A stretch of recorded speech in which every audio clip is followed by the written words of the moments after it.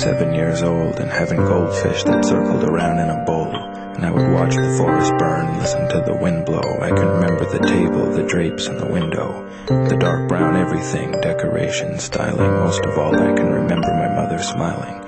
Worn out and faded, my hometown was scrappy. More than anything, she wanted us to be happy.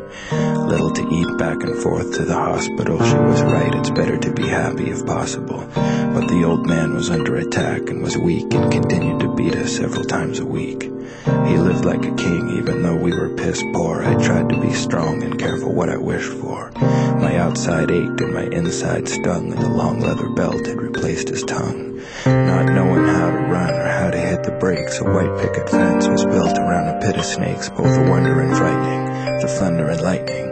These were the sounds and sights of 1,000 fights. My mother, the poor fish, staging eternal charades and parades for the raging inferno.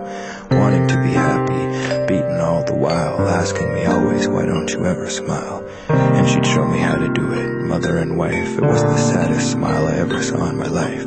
And it hurt worse than death, but for her sake I tried, and one day all of those goldfish died. Hurricane, forest fire out of control, eyes open, floating on the water in the bowl. And when my father came home, he walked through the door and threw those fish to the cat on the kitchen floor, and the wind died too.